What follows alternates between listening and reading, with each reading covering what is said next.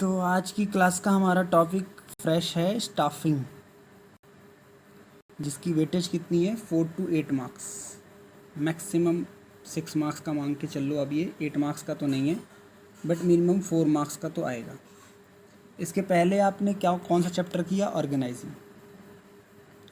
Organising में आपने क्या पढ़ा कि किस तरीके से मुझे अपने ऑर्गेनाइजेशन को, अपने सिस्टम को मैनेज करके चलना है, कौन सा स्ट्रक्चर देना है, कैसे मुझे कौन सा काम कराना है। तो वो ऑर्गेनाइजिंग में कवर हो गया।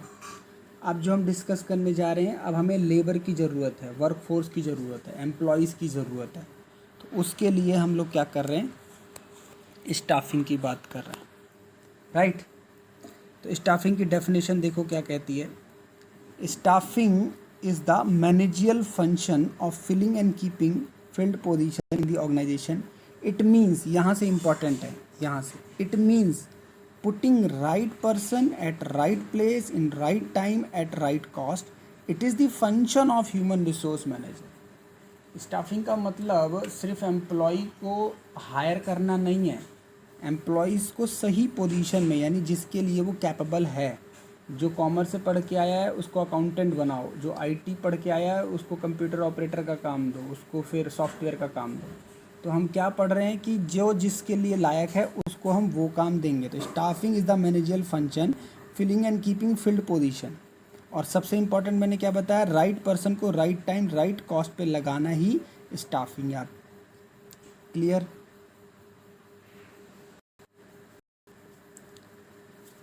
इम्पॉर्टेंस ऑफ स्टाफिंग में अब हम लोग क्या देखेंगे कि अगर हम बढ़िया स्टाफिंग करेंगे, अगर हम बेटर तरीके से स्टाफिंग करेंगे तो हमें क्या देखने को मिलेगा।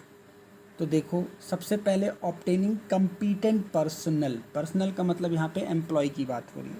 अगर आप एक बढ़िया स्टाफिंग कर पाते हो तो आप अपनी कंपनी में बेस्ट एम्प्लॉय रख पाओगे। ये तभी पॉसिबल है जब वो क्या होगा, एक बढ़िया एम्प्लॉय आप अपनी कंपनी में एम्प्लॉय कर पाओगे।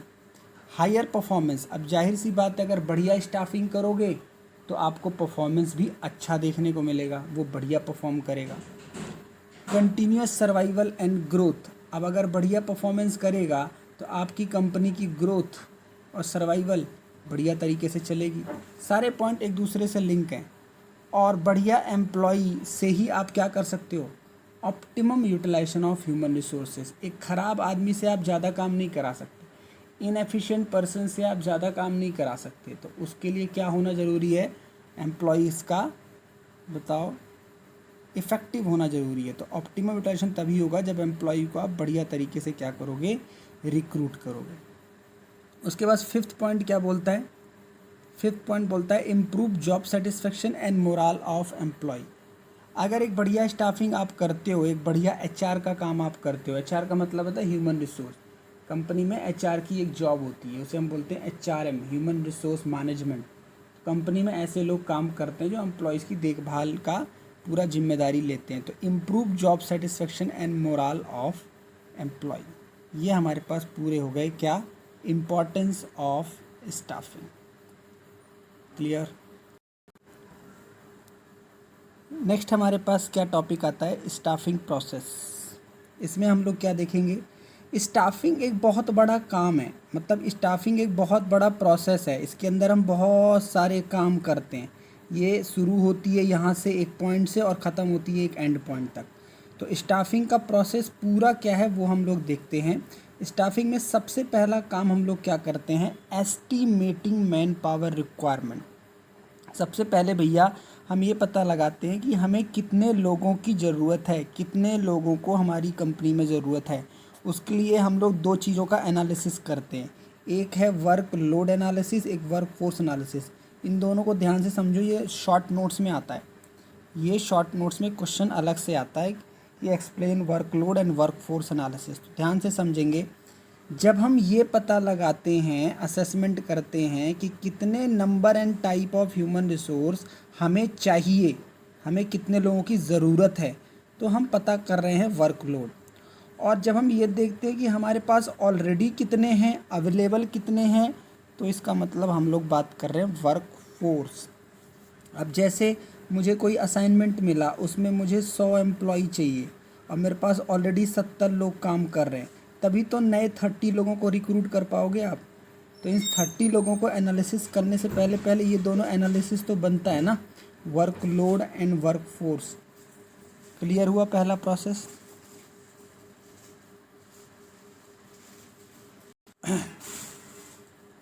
अब आपको ये पता चल गया कि कितने लोगों की ज़रूरत है, यानी 30 एग्जाम्पल के तौर पे।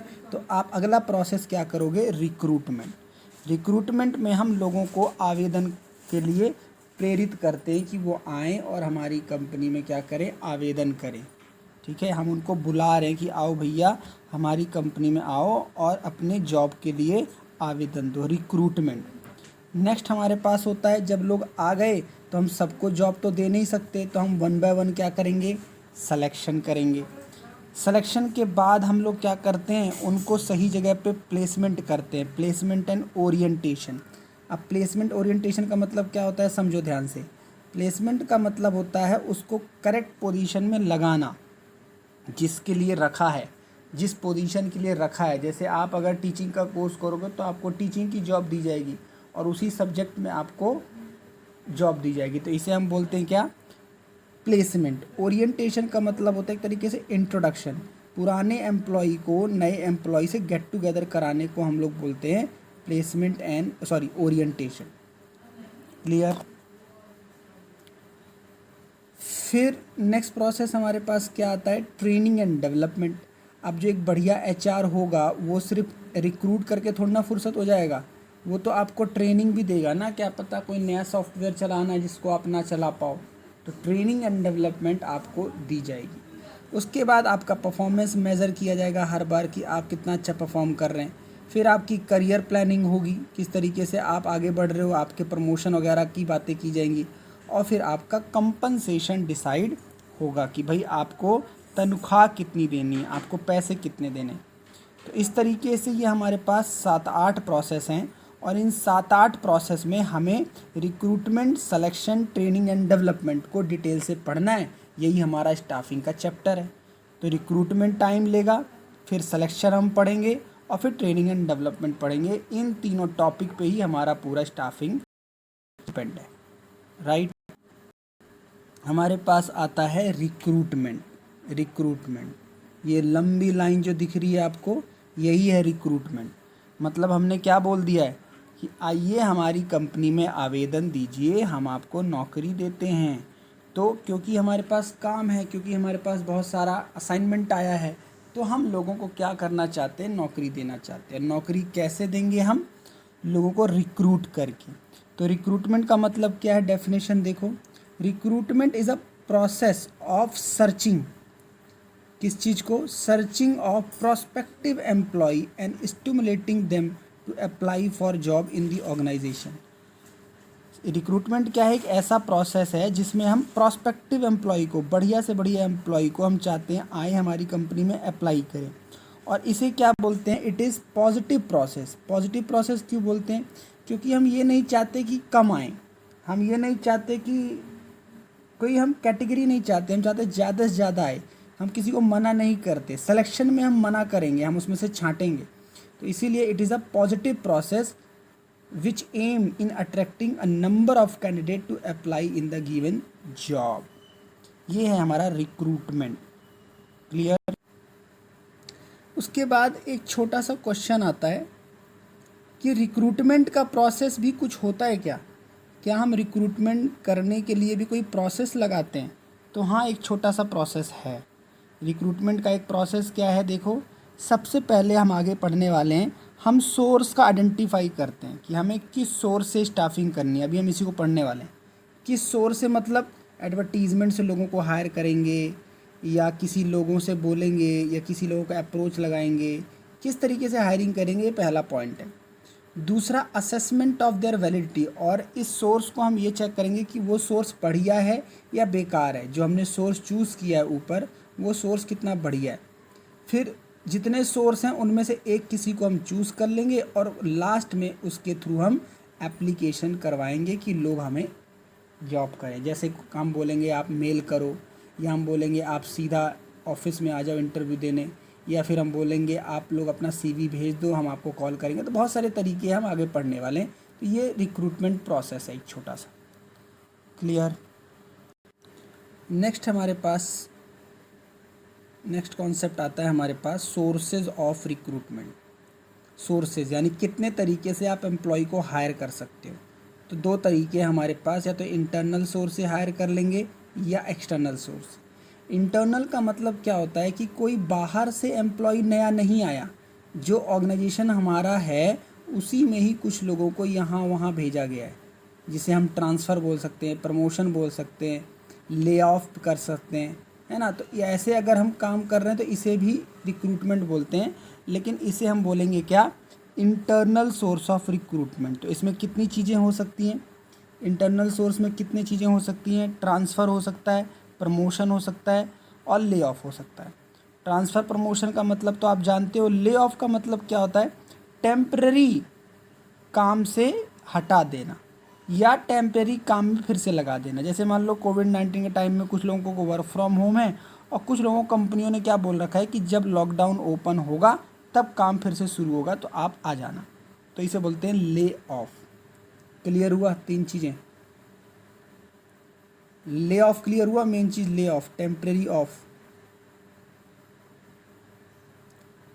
अब जो मेन पॉइंट आता है जहाँ से हमें क्वेश्चन प्रिपेयर करना है, जिससे केस स्टडी आती है, वह है external source of recruitment. External source में हम कितने तरीके से एम्प्लॉय को हायर करते हैं, वहाँ से हमारे पास केस स्टडी पक्का आनी है। क्या हो सकता है जी, देखो एक्सटर्नल सोर्स में क्या है, पहला, it refers to inviting candidate from outside the organization. बाहर से बुलाया गया है। अगर कैंपस से बुला रहे हैं, कॉलेज से हायर कर रहे हैं, तो इसे कैंपस रिक्रूटमेंट बोलते हैं। एडवर्टीज़मेंट दे के बुला रहे हैं किसी न्यूज़पेपर में, कहीं में उसने वहाँ देखा, तो इसे एडवर्टीज़मेंट के थ्रू बोलेंगे। और क्या क्या मोड हो सकते हैं रिक्रूटमेंट के, डायरेक्ट रिक्रूटमेंट भी हो सकता है। डायरेक्ट का मतलब जैसे मैंने बताया ना कि सीधा कंपनी के ऑफिस में आपको बुला लिया और बोला सीधा आप इंटरव्यू दे दो, इसे डायरेक्ट बोलते हैं। या कंपनी की वेबसाइट पे आपने रिज्यूमे डाल दिया और वहाँ से आपको कॉल आ गई, इसे हम बोलते हैं डायरेक्ट। एक होता है कैजुअल कॉलर, ये इंपॉर्टेंट है, ध्यान से समझो। कैजुअल कॉलर का मतलब क्या होता है, जैसे मान लो 2-3 साल पहले हमने हायरिंग करी थी और उस टाइम हमारे पास 100 कैंडिडेट आए थे, लेकिन हम लोगों ने 20 को ही जॉब दिया था। तो उन 80 लोगों का हमारे पास क्या है, CV तो पड़ा ही होगा।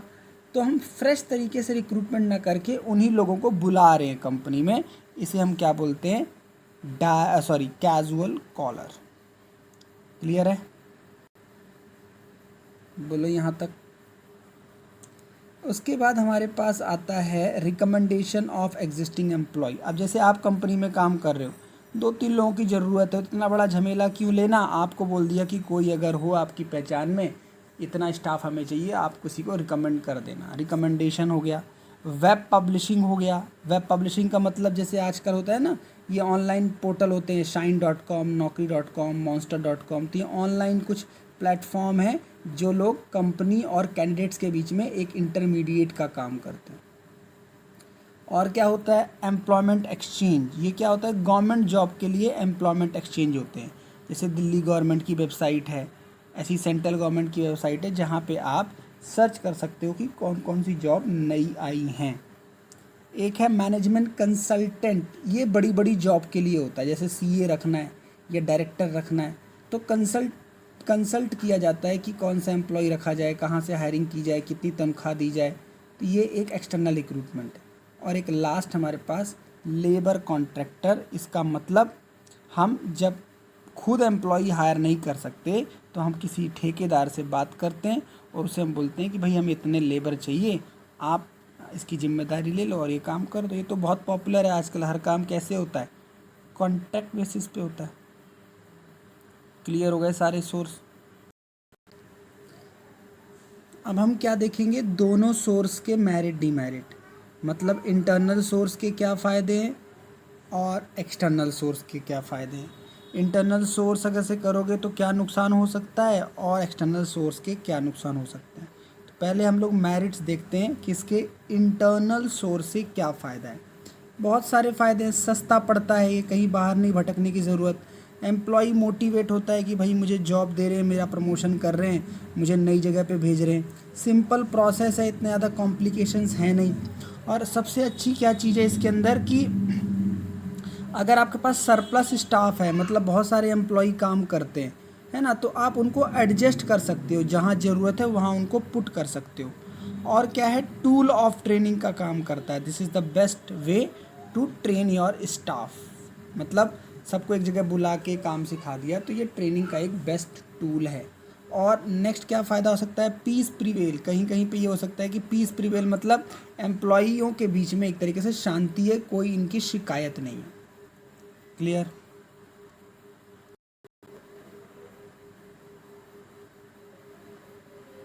बोलो जी बोलो, पक्का?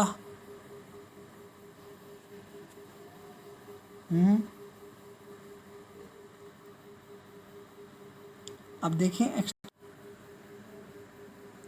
देखो, अब एक्सटर्नल सोर्स मतलब जब आप बाहर से एम्प्लॉय ला रहे थे, जब आप कॉलेज की बात कर रहे थे, कैंपस प्लेसमेंट की बात कर रहे थे, मैनेजमेंट कंसल्टेंट, तो वहाँ से एम्प्लॉय रखने का क्या फ़ायदा है। देखो जी, यहाँ पे क्वालिफाइड पर्सनल आएगा। अब ध्यान से रखो, जो लिमिटेशन पड़ी थी वहाँ पे इंटरनल में, उसके यहाँ पे मेरिट, यहाँ पे क्वालिफाइड पर्सनल आएगा। वहाँ पे लिमिटेड चॉइस थी, यहाँ पे बहुत वाइड चॉइस है। यहाँ पे फ्रेश टैलेंट आएगा, पढ़ा लिखा, अभी अभी उसने डिग्री कंप्लीट करी। और यहाँ पे कॉम्पिटिटिव स्पिरिट है, वहाँ पे क्या है, कॉम्पिटिटिव स्पिरिट ख़त्म हो गई थी। सब एक दूसरे को जानते हैं, कोई उनमें कंपटीशन नहीं। तो इसमें क्या है, कॉम्पिटिटिव स्पिरिट इसमें मेंटेन रहती है। तो these are 4 merits of external source of recruitment. Clear? इसकी जो लिमिटेशन है वो क्या है, जो उसकी मेरिट थी, किसकी, इंटरनल सोर्स की जो मेरिट है वो इसकी कमियां हैं। जैसे देखो, पहला, वहाँ पे एम्प्लॉय मोटिवेट हो रहा था, यहाँ पहले पॉइंट में डिससेटिस्फाई होगा। क्यों, हमारा ट्रांसफ़र प्रमोशन किया नहीं, नए नए एम्प्लॉय रख लिए, या हमसे सीनियर को बिठा दिया, है ना, हमसे सीनियर से काम करवा रहे हैं, वो सीनियर अभी का रिक्रूट किया हुआ है, ऐसा। ये कॉस्टली है, वो सिंपल था, ये कॉस्टली है, इसमें पैसे खर्च होंगे, आपको बहुत सारा पैसा पे करना पड़ेगा, और ये लेंदी प्रोसेस है। और वो क्या था, याद करो, इंटरनल सोर्स क्या था, सिंपल प्रोसेस। तो ऐसे याद करना है, क्रॉस, एक का मेरिट दूसरे का डीमेरिट, एक का डीमेरिट दूसरे का मेरिट, तभी तो 2 चॉइस है हमारे पास। इन दोनों चॉइस में जब हम देख लेते हैं कि हमारे लिए कौन सा सूटेबल है, तो फिर हम चूज़ करते हैं कि हमें रिक्रूटमेंट कैसे करना है। राइट? चलिए शुरू करते हैं सिलेक्शन। अब हम लोग करेंगे सिलेक्शन। अब रिक्रूटमेंट में क्या हुआ है, जो हमने पीछे देखा, रिक्रूटमेंट में बहुत सारे एम्प्लॉय आ चुके हैं, आपके गेट के पास खड़े हुए हैं, अब उनको जॉब देना है। लेकिन प्रॉब्लम क्या है कि जितने लोग आए हैं सबको जॉब नहीं दे सकते हम, सबकी वैकेंसी फिल हम नहीं कर सकते। तो हमें क्या करना पड़ेगा, हम लोगों को सेलेक्ट करना पड़ेगा। अब सिलेक्शन का मतलब क्या होता है, selection is the process identifying and choosing the best person out of number of prospective candidates who have applied for the job. जो रिक्रूटमेंट में आया है, जिसको जॉब की ज़रूरत है, उसको हम लोग छंटनी करेंगे। तो इसीलिए सिलेक्शन क्या है, एक नेगेटिव प्रोसेस है, क्योंकि इसमें हम बहुत लोगों का दिल दुखाएंगे। हम लोगों को बोलेंगे कि सॉरी, आपकी जगह कोई और रख लिया गया, या हम बोलेंगे हम आपको कॉल करके दोबारा बुला लेंगे। तो सिलेक्शन क्या है, जो रिक्रूटमेंट में लोग आए हैं और जो पूरी भीड़ आई है, उसमें से बेस्ट एम्प्लॉय को सेलेक्ट कर लेना, इसे हम बोलते हैं सिलेक्शन। क्लियर? जैसे ये पिक्चर देखो आप, ये पिक्चर बहुत कुछ बोलती है। इतने लोगों में आपने एक बेस्ट टैलेंटेड पर्सन रखा, इसी को हम सिलेक्शन बोल रहे हैं। इतने लोग आए थे आपकी कंपनी में, लेकिन आपको एक बेस्ट एम्प्लॉय लगा। अब क्यों लगा, क्योंकि आपको ही पता है इंटरव्यूज़ आजकल होते हैं, सिलेक्शन टेस्ट होते हैं, देखा होगा गवर्नमेंट जॉब में तो बड़ी प्रॉब्लम है। तो इस तरीके से 100 में से 10 की नौकरी लग जाती है, ये मान के चलते हैं, यही काम हमारा सिलेक्शन। एम्प्लॉयज़ को सेलेक्ट है, क्या प्रोसेस हम लोग लगाते हैं, क्या हम रैंडम किसी को नौकरी दे देंगे, किसी को मना कर देंगे? नहीं, ऐसा नहीं हो सकता। तो बड़ी बड़ी कंपनियों में क्या होता है, सिलेक्शन का एक प्रोसेस होता है। अब वो प्रोसेस कैसे चलता है, फर्स्ट प्रोसेस देखो क्या कहता है, प्रिलिमिनरी स्क्रीनिंग। इसको ध्यान से समझेंगे। पहली स्टेज कहता है प्रिलिमिनरी, पहले जैसे उसका डॉक्यूमेंट आया होगा जिसने आपकी कंपनी में अप्लाई किया है, उसका हमने डॉक्यूमेंट चेक किया और उसके डॉक्यूमेंट्स में कोई फॉल्ट आ गई, तो उस फॉल्ट के बेस पे उसको रिजेक्ट कर दिया, तो ये क्या हो गया, प्राइमरी ही हमने उसको स्क्रीनिंग कर दी। या हमने बोला था ग्रेजुएट होना चाहिए एम्प्लॉय तभी नौकरी करने आए, पता चला वो फाइनल ईयर में है, तो भैया हम उसको बोलेंगे आप अभी एलिजिबल नहीं हो। पहला प्रोसेस समझ में आ गया आपको? बोलिए। अब दूसरे लेवल में हम लोग क्या करेंगे, बहुत सारे टेस्ट लेंगे, बहुत सारे इसमें हम टेस्ट लेंगे, और ये गवर्नमेंट जॉब में तो आजकल होता ही है, जैसे trade test, personality test, aptitude test, intelligent test, interest test, ठीक है ना, इंटरेस्ट। अब हम देखते हैं ये कि इसके अंदर क्या क्या होता है। ट्रेड टेस्ट क्या होता है, ये किसका लिया जाता है, ध्यान से देखो।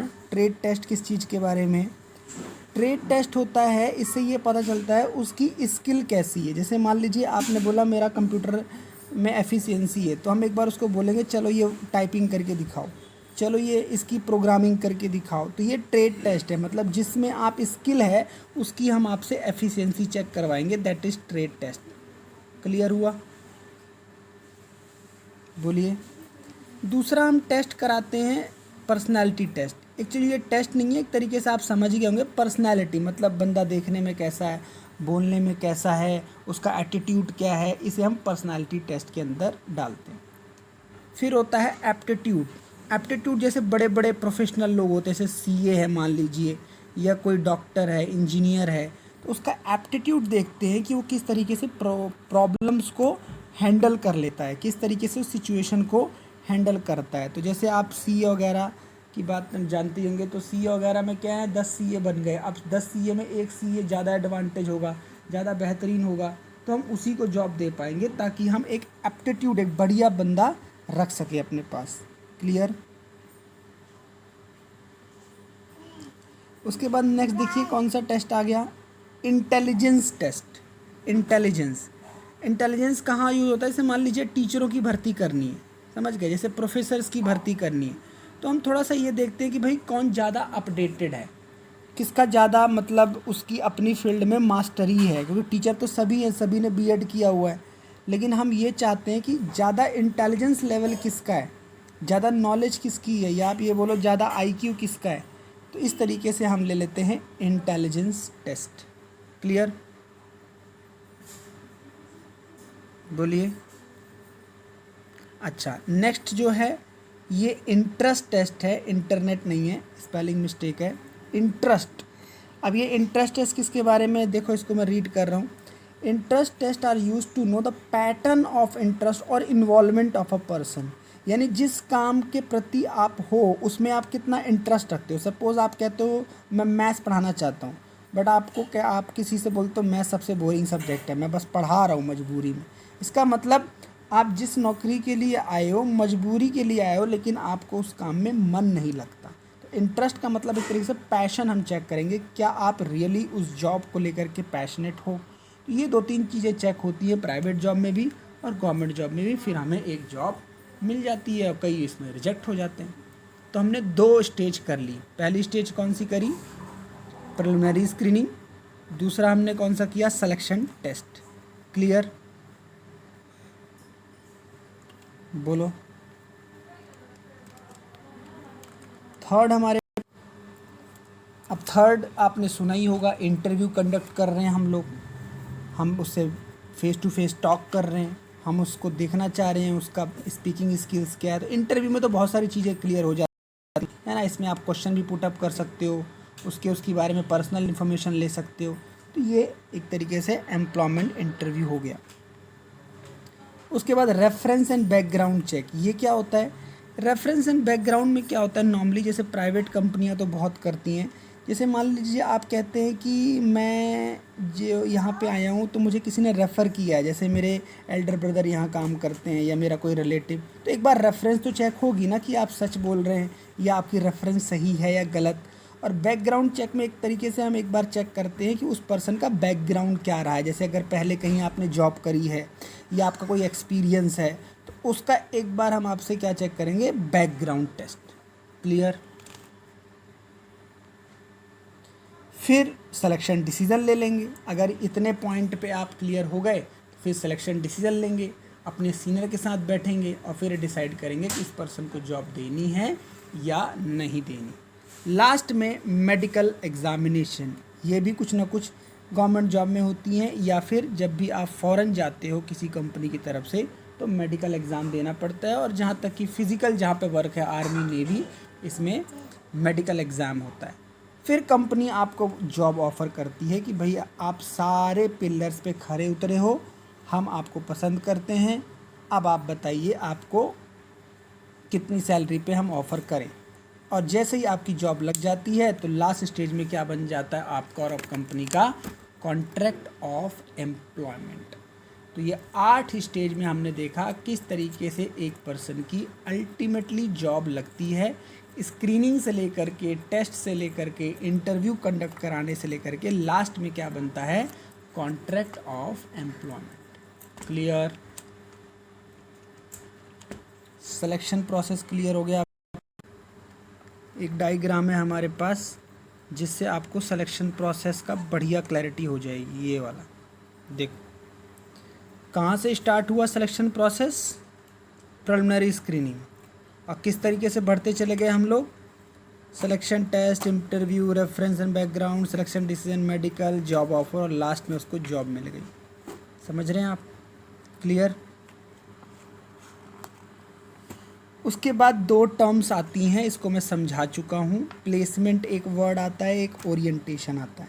प्लेसमेंट का मतलब क्या होता है भाई, जिस पोजीशन के लिए आपको हायर किया गया है उस चीज़ के बारे में आपको रूबरू कराना। जैसे प्लेसमेंट मतलब लास्ट में जॉब देना उसको। Placement refers to employee occupying the position for post for which he she has been selected. जिस पोस्ट के लिए हमने आपको बुलाया था, आपको अल्टीमेटली वो पोस्ट दे दी गई, इसे हम बोलते हैं प्लेसमेंट। क्लियर। बोलिए। ओरिएंटेशन के लिए ये पिक्चर देख लीजिए।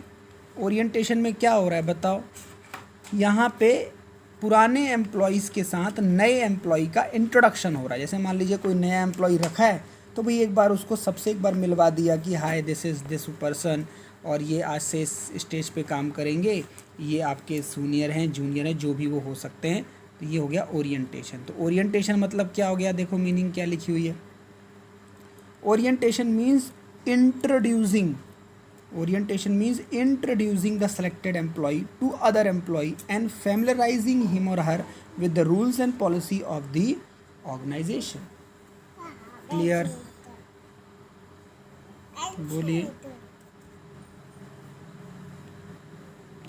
लास्ट हमारा इस चैप्टर का टॉपिक आता है ट्रेनिंग एंड डेवलपमेंट। मैंने बताया था स्टाफिंग हमारी ख़त्म होती है कहाँ पे, ट्रेनिंग एंड डेवलपमेंट। शुरू कहाँ से होती है, रिक्रूटमेंट।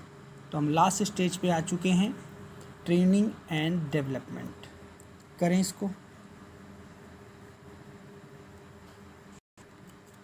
अब ट्रेनिंग का मतलब क्या, डेवलपमेंट का मतलब क्या।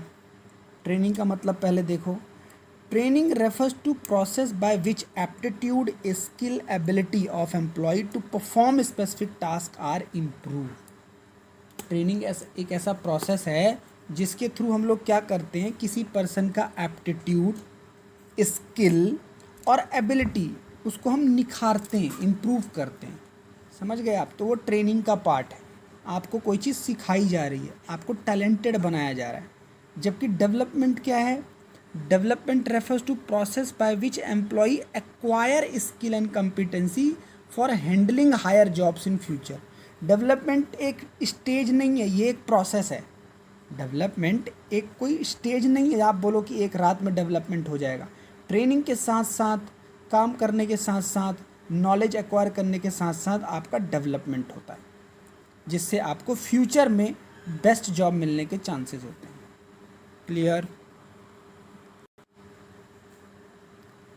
अब हमारे पास आता है टॉपिक मेथड्स ऑफ ट्रेनिंग, यानी हम अपने एम्प्लॉयज़ को कितने प्रकार की ट्रेनिंग देते हैं। करें इसको। बेसिकली हमारे पास देखो दो टाइप की ट्रेनिंग होती है। एम्प्लॉय को ट्रेन करने के लिए हम लोग ऑन द जॉब ट्रेनिंग, दूसरा होता है ऑफ द जॉब ट्रेनिंग। दूसरा कौन सा होता है? Off the job. पहले इसका मतलब समझते हैं। ऑफ द जॉब का मतलब काम के अलावा आप साथ साथ काम नहीं कर सकते। या तो पहले आप सीखिए बाद में काम कीजिए, या पहले आप सीख के आइए, ये ऑफ द जॉब है। ऑन द जॉब का मतलब क्या है? आप पढ़ाई भी कर रहे हैं, सीख भी रहे हैं, ट्रेनिंग भी चल रही है, पैसा भी कमा रहे हैं, तो ये ऑन द जॉब है। पहले ऑन द जॉब देखते हैं। जैसे पहली है अप्रेंटिसशिप। पहली क्या है? Apprenticeship training. प्लम्बर, इलेक्ट्रीशियन देखा होगा आपने। तो जो हाथों के स्किलफुल काम होते हैं, जैसे किसी को एसी बनाना, लैपटॉप रिपेयरिंग करना, मोबाइल रिपेयरिंग करना, ये अप्रेंटिसशिप है। ये कैसे आते हैं, ये कैसे सीखे जाते हैं? जब आप किसी के अंडर में रुकते हो, जब आप उसके अंडर काम करते हो। जैसे मुझे लैपटॉप रिपेयरिंग सीखना है, तो मैं लैपटॉप जिसके पास बनाना आता है उसके पास बैठ जाऊंगा, 1 साल 2 साल 3 साल वहाँ पे जॉब भी करूँगा, थोड़ा बहुत पैसे भी मिल जाएंगे और मेरे को लैपटॉप बनाना आ जाएगा। तो ये छोटे छोटे स्किल वाले काम को हम क्या बोलते हैं? Apprenticeship training. क्लियर?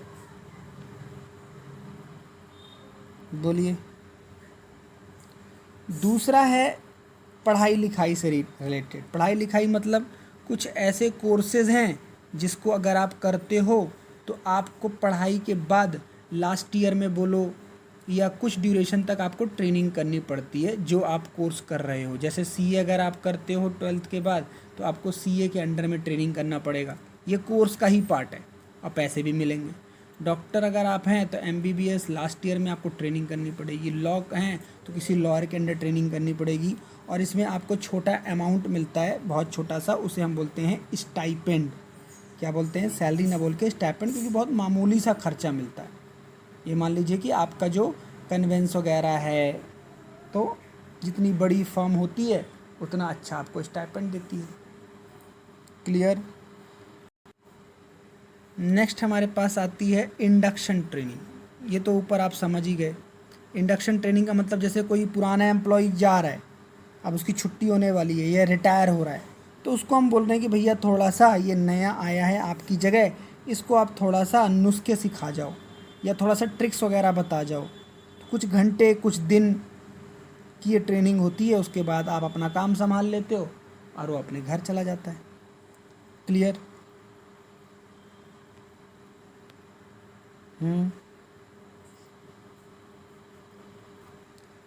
नेक्स्ट कौन सी आ गई? Job rotation. नेक्स्ट कौन सी है? जॉब रोटेट कर दी मैंने। जैसे मान लीजिए कोई टीचर है, अकाउंट्स पढ़ाते थे, उनको हमने बोला सर कुछ दिन तक बीएसटी पढ़ा दीजिए ना, इसकी भी फ़ीस ले लेना। तो अब उसके लिए उनको थोड़ा बहुत पता भी तो होना चाहिए।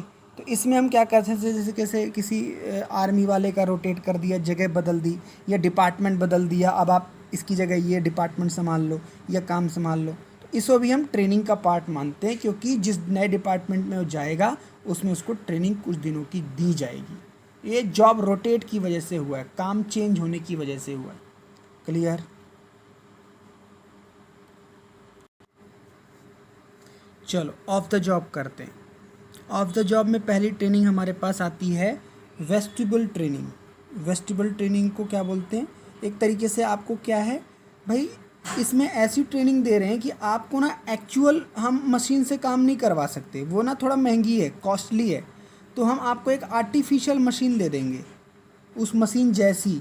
क्योंकि अगर आप मान लीजिए आप प्लेन उड़ाना चाहते हैं, जैसे मान लीजिए आप प्लेन उड़ाने का कोर्स करना चाहते हो, तो हम आपको रियल प्लेन थोड़ी ना देंगे जैसे सवारी बैठी हो, आइडेंटिकल मशीन जैसे बोलते हैं।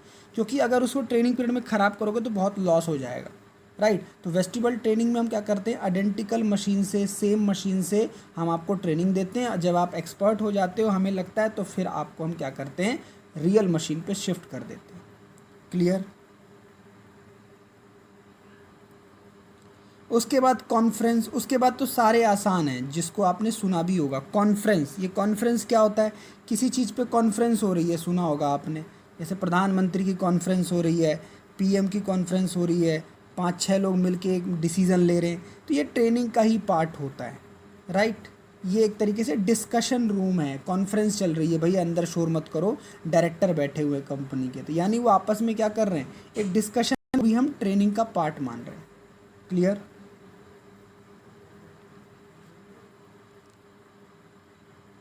नेक्स्ट हमारे पास क्या है, फिल्म। फिल्म दिखाई जाती है। अब फिल्म से क्या क्लियर होता है, जैसे कोई चीज़ को क्लियर करना है ना, तो जैसे कोई फिल्म दिखा दी, जैसे मैंने आपको तारे ज़मीं पर दिखा दी, या स्कूल में कोई भाग मिल्खा भाग दिखा दी, किसी चीज़ को मोटिवेट करने के लिए, कोई चीज़ आपके दिमाग में डालने के लिए आपको हम फिल्म दिखाए, तो फिल्म भी एक किसका पार्ट है, ट्रेनिंग का पार्ट है। क्लियर? और इसके अंदर क्या आता है, केस स्टडी। अब केस स्टडी का मतलब क्या, जैसे कभी कोई इवेंट हुआ, जैसे मान लीजिए आज से 10 साल बाद लोग केस स्टडी पढ़ाएंगे किसका, कोविड-19 के बारे में, कि ऐसा हुआ था, फिर वो कदम लिए गए थे, फिर इतने टाइम तक लॉकडाउन हुआ था, तो सिचुएशन के बारे में जब हम एनालिसिस करते हैं तो उसे हम बोलते हैं केस स्टडी। और केस स्टडी आपके 12th में भी आती है क्वेश्चन बन के।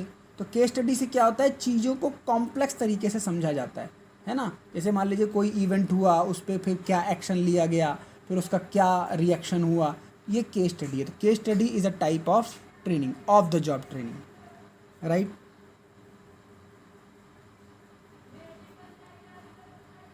उसके बाद हमारे पास आता है कंप्यूटर मॉडलिंग। अब ये क्या है, आईटी वालों के लिए, भाई कंप्यूटर की मॉडलिंग करना, कोई सॉफ्टवेयर बनाना, है ना, किसी चीज़ की प्रोग्रामिंग करना, तो ये आसान तो नहीं है, तो इसके लिए ट्रेनिंग दी जाएगी आपको। फिर इस तरीके से आपको जब ट्रेनिंग मिल जाएगी तो आप कोई सॉफ्टवेयर डेवलप कर सकते हो, कोई चीज़ बना सकते हो, है ना। जैसे आरोग्य सेतु ऐप बनाई लोगों ने, है ना, तो किसी ने तो बनाई होगी, तो मॉडलिंग करी उसकी, उसका कोई स्ट्रक्चर डिज़ाइन किया। तो these are all part of the job training. Clear? Off the job training में इतने ही हैं, कुछ बुक में ये भी थे तो मैंने इसको लिख दिया है, बट ये इतने रेलेवेंट नहीं है। अगर आपकी बुक में हैं, जैसे कोचिंग है, क्लासरूम लेक्चर है, प्रोग्राम इंस्ट्रक्शन है, ये भी ऑफ द जॉब ट्रेनिंग है, तो ये भी हम लोग पढ़ सकते हैं, लेकिन ये अदर में लिए हुए मैंने, तो ये आप देख सकते हैं।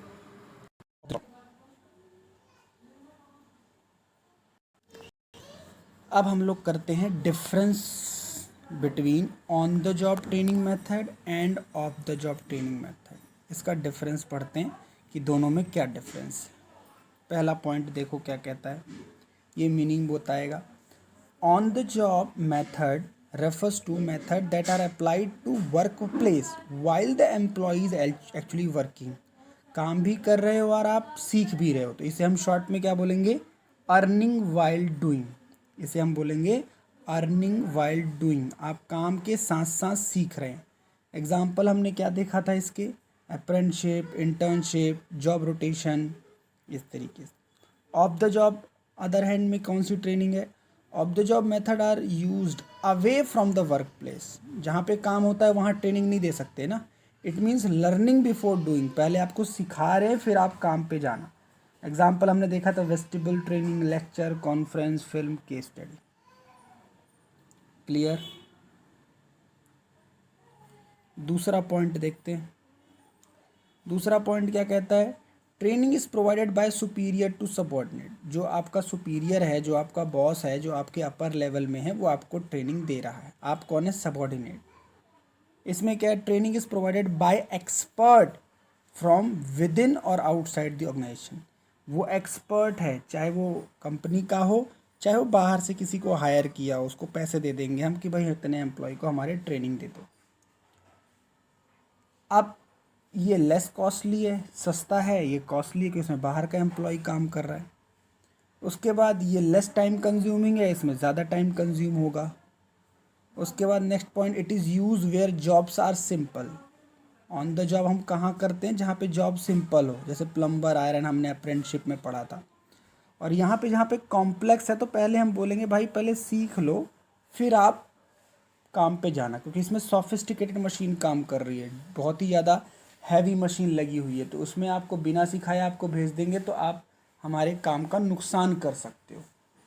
क्लियर? बोलो। यस।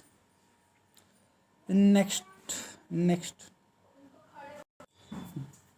देखो, इम्पोर्टेंस क्या है, ट्रेनिंग की क्या ज़रूरत है, ट्रेनिंग का क्या बेनिफिट है। तो ट्रेनिंग का दोनों को बेनिफिट है, कंपनी को भी बेनिफिट है और एम्प्लॉय का तो है ही। तो देखते हैं दोनों का। पहले हम किसके देखते हैं, पहले हम कंपनी के एंगल से देखते हैं कि कंपनी को ट्रेनिंग का क्या बेनिफिट है। कंपनी अगर ट्रेनिंग दे रही है अपने एम्प्लॉयज़ को तो उसका क्या बेनिफिट है। देखो ज़रा, कंपनी के एंगल से कह रहा है, first, training is systematic learning always better than hit and trial method. इसके पहले कि एम्प्लॉय जाए काम की बर्बादी करे, टाइम वेस्ट करे, तो इससे बढ़िया है कि आप उसको क्या करो, ट्रेनिंग दे दो, बेटर है ना। उसके बाद इट एनहांसेस, सेकंड पॉइंट क्या कहता है, it enhances employee productivity both in terms of quality and quantity leading to higher profit. इसमें क्या होता है, इसमें क्या होता है, कंपनी में क्या हो रहा है भाई, अगर आप ट्रेनिंग दोगे तो जाहिर सी बात है एम्प्लॉय की प्रोडक्टिविटी बढ़ेगी, ट्रेंड एम्प्लॉय का आउटपुट ज़्यादा होगा, वो ज़्यादा बढ़िया तरीके से परफॉर्म करेगा। Next, it equip future managers. अगर आप ट्रेनिंग दोगे तो उससे आपके फ्यूचर मैनेजर्स तैयार हो रहे हैं, वो आपका फ्यूचर में बेटर परफॉर्मेंस करेंगे, क्योंकि एक ट्रेंड एम्प्लॉय ही कल के दिन कंपनी को चलाएगा। नेक्स्ट क्या बोलता है, it reduces absenteeism and employee turnover. क्या बोल रहा है ये, इट रिड्यूसेस एब्सेंटिज्म, यानी इसमें एम्प्लॉय क्या होगा, कंपनी छोड़ेगा नहीं। एब्सेंटिज्म मतलब कंपनी छोड़ेगा नहीं, ये नहीं कंपनी में छुट्टी करे जा रहा है, तो वो सोचेगा क्योंकि मुझे कंपनी ट्रेनिंग दे रही है तो इसमें मेरा एडवांटेज है, तो कंपनी में क्या करेगा, एक तरीके से रेगुलरिटी मेंटेन करेगा। और लास्ट एडवांटेज है कंपनी के पॉइंट ऑफ व्यू से, it help in obtaining an effective response to a fast changing environment. अगर आप ट्रेनिंग दोगे एम्प्लॉय को तो वो जो एनवायरनमेंट चेंज होता है, एनवायरनमेंट में कोई नई चीज़ आई, कोई नई टेक्नोलॉजी आई, उसको वो जल्दी से ग्रैब कर लेगा और उसको आपके ऑर्गेनाइजेशन में लगाएगा। तो ये सारे बेनिफिट कंपनी के एंगल से हैं, ये सारे बेनिफिट बोलते हैं कि आप ट्रेनिंग ज़रूर दो एम्प्लॉय को, उससे बेनिफिट होगा। क्लियर। अब देखते हैं हम लोग एम्प्लॉय के एंगल से क्या बेनिफिट है, एम्प्लॉय को क्या फ़ायदा होगा। भाई पहली बात है उसका प्रमोशन के चांसेस हैं, करियर ग्रोथ के चांसेस हैं, ट्रेनिंग से उसी का बेनिफिट है। ट्रेनिंग ले लेगा तो आगे चल के उसका ग्रोथ होगी, उसको बढ़िया परफॉर्मेंस मिलेगी। उसके बाद अर्न मोर, ज़्यादा कमा सकता है वो। बिल्कुल, ट्रेन एम्प्लॉय की सैलरी अनट्रेंड से तो ज़्यादा होती है, समझ रहे हो, जैसे एजुकेटेड अनएजुकेटेड में फ़र्क है, तो ऐसे ही ट्रेंड एम्प्लॉय और अनट्रेंड एम्प्लॉय में भी फ़र्क है। आप मशीन को चलाना सीख जाओगे, कोई सॉफ्टवेयर चलाना सीख जाओगे, ये आपकी कैपेबिलिटी बढ़ जाएगी। पहले आपको कोई चीज़ नहीं आती थी, अब आप उसको सीख गए। उसके बाद और क्या है, it increases the satisfaction and morale. आप कोई कंपनी आपको ट्रेनिंग दे रही है प्लस पैसे भी दे रही है, तो इससे क्या आपको बेटर फीलिंग आएगी, भाई कंपनी मुझे ट्रेन भी कर रही है फ्यूचर के लिए और पैसे भी दे रही है। और उसके बाद बेटर एम्प्लॉयमेंट अपॉर्चुनिटी, आपको बेटर जॉब मिल सकती है फ्यूचर में, और एक ट्रेंड एम्प्लॉय की सैलरी और जॉब में फ़र्क होता है as compare to untrained employee. तो ये किसके पॉइंट ऑफ व्यू से हो गया, एम्प्लॉयज़ के पॉइंट ऑफ व्यू से। क्लियर। नेक्स्ट टॉपिक हमारे पास क्या आ गया, देखो, ट्रेनिंग एंड डेवलपमेंट में difference between training and development. जैसा कि हमने ऊपर पढ़ा था डेफिनेशन में, ट्रेनिंग अलग है, डेवलपमेंट अलग है, तो इसके हम लोग 2-4 बेसिस पे डिफरेंस देखते हैं। पहले मीनिंग देखते हैं, देखो क्या कह रहा है, इट इज़ अ प्रोसेस, ये एक प्रोसेस है जिसमें हमारी नॉलेज और स्किल एनहांस होती है। बिल्कुल ठीक है, ये एक ऐसा प्रोसेस जिसमें लर्निंग के साथ हमारी ग्रोथ होती है। यहाँ आपकी पर्टिकुलर क्या हो रही है, नॉलेज बढ़ रही है, स्किल बढ़ रही है। ट्रेनिंग में आप कह नहीं सकते मैं एक्सपर्ट हो गया, लेकिन धीरे धीरे ट्रेनिंग करते करते, काम करते करते आपका डेवलपमेंट हो जाता है। पर्पस क्या है, ट्रेनिंग क्यों दी जाती है, it is enable the employee to do a job better. एक काम को आप बढ़िया तरीके से कर पाएँ, इसलिए आपको ट्रेनिंग दी जाती है। डेवलपमेंट क्यों है, it is to enable the overall growth and personality of employee. समझ रहे हैं आप, ओवरऑल ग्रोथ, ट्रेनिंग एक पार्ट है, किसी एक चीज़ के ऊपर है, ग्रोथ क्या है, ओवरऑल है, डेवलपमेंट क्या है, overall.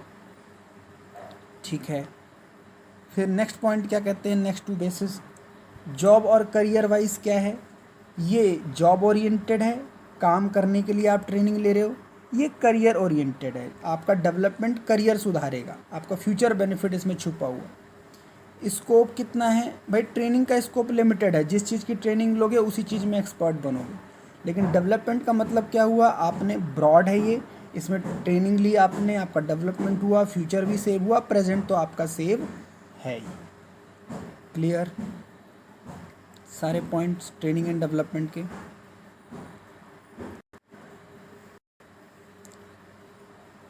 Human resource management, next topic आ गया हमारे पास HRM। HRM एक पोस्ट है, पहले आप ये समझ लो, जैसे आप जब BBA करोगे MBA करोगे तो उसमें आपको एक पर्टिकुलर फील्ड चूज़ करना पड़ता है। जैसे आपने 10th में चूज़ किया क्या, साइंस कॉमर्स आर्ट, एक स्ट्रीम चूज़ किया आपको, फिर वो सिलेबस आपको दिया गया, उस बुक से आप पढ़ रहे हो।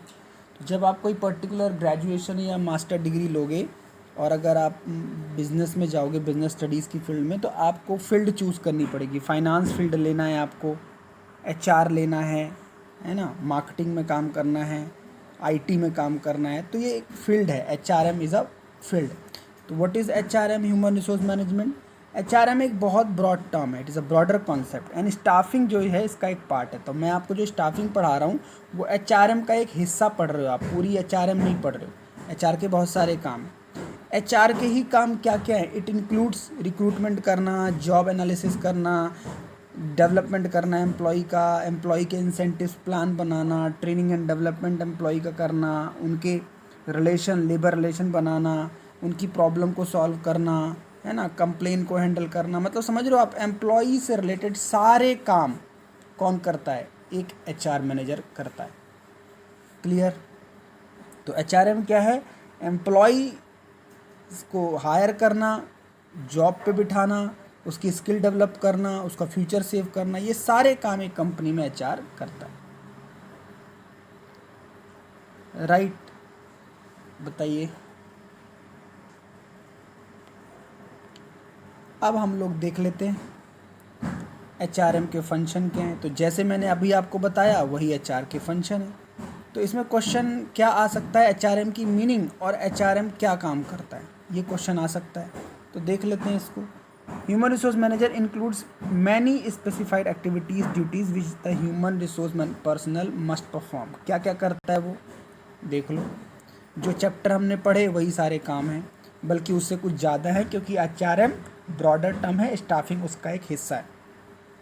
रिक्रूटमेंट करना, क्वालिफाइड पर्सनल ढूंढना, जॉब को एनालिसिस करना, कौन सी जॉब में किसको बिठाना है, एम्प्लॉय का डेवलपमेंट कंपनसेशन करना, ट्रेनिंग एंड डेवलपमेंट की बात सोचना, जो अभी पूरा पढ़ा हमने, मेंटेन करना लेबर रिलेशन, उनमें कोई लड़ाई ना हो, झगड़े ना हो, उनकी प्रॉब्लम्स को सुनना, कंप्लेन को सॉल्व आउट करना, उनको सिक्योरिटी देना, उनका फ्यूचर सेव रहे, ESI PF वगैरह, और defending the company law suits. कभी कभी ऐसा हो जाता है कि कोई लेबर ग्रुप जो है केस कर देता है कंपनी पे, तो लेबर यूनियन जो होती है,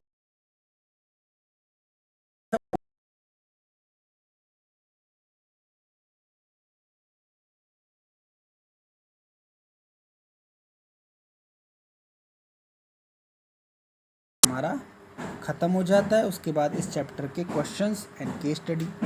तो केस स्टडी तो अभी हम करेंगे नहीं, लेकिन हमारा ये चैप्टर यहाँ तक फिनिश बहुत ही बढ़िया तरीके से।